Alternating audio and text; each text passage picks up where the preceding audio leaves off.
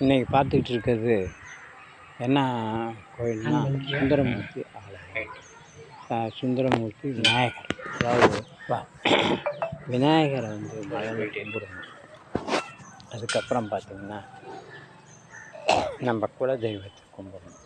அதுக்கப்புறம் இஷ்ட தெய்வத்தை கும்பிடணும். ஏன் பிள்ளையார் கோயிலுக்கு போகணும் அப்படின்னு கேட்டிங்கன்னா, நமக்கு உள்ள தடைகள்லாம் நீக்கக்கூடிய ஒரே ஆள் நம்ம பிள்ளையார் தான். பிள்ளையார் வந்து கூப்பிட்ட உடனே கூட்ட குரலுக்கு ஓடியாருவார். அவர் வந்து ரொம்ப சிறப்பான முழு முதற் கடவுள். அதனால தான் இந்த கோயில் விநாயகர் ஆலயம் எந்த ஒரு கோயிலுக்கு போகிறதா இருந்தாலும் முதல்ல விநாயகர் கோயிலுக்கு போனால் தான் ரொம்ப நல்லது. அப்படி போக முடியல அப்படின்னா விநாயகரை வந்து நம்ம மனசில் விநாயகர்லேயே நிறைய பேர் இருக்காங்க. பரசித்தி விநாயகர்னு இருக்காங்க, சுந்தரமூர்த்தி விநாயகர்னு இருக்காங்க, நிறைய வரங்களை கொடுக்கக்கூடிய விநாயகர்லாம் இருக்காங்க.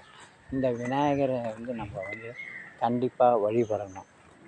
அதுக்கு என்ன மந்திரம் அப்படின்னு கேட்டிங்கன்னா, ஓம் ஏகதுண்டாய வித்மகே வக்ரதுண்டாய தீமகி தன்னோ விநாயகர் பிரசோதயாத். அதுக்கப்புறம் நம்ம குலதெய்வத்தை மாரியம்மனோ இல்லை காளியம்மனோ வக்ர மாரியம்மனோ வக்ர காளியம்மனோ நம்ம கும்பிட்டுட்டு அப்புறம் இஷ்ட தெய்வத்தை கும்பிடணும்.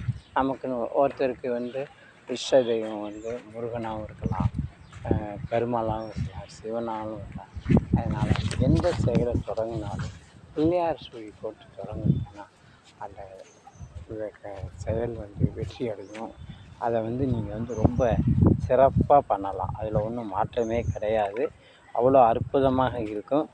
நீங்கள் வந்து கண்டிப்பாக இந்த விநாயகர் மந்திரத்தை சொல்லுங்கள். விநாயகர் அகவல் சொல்லுங்கள்.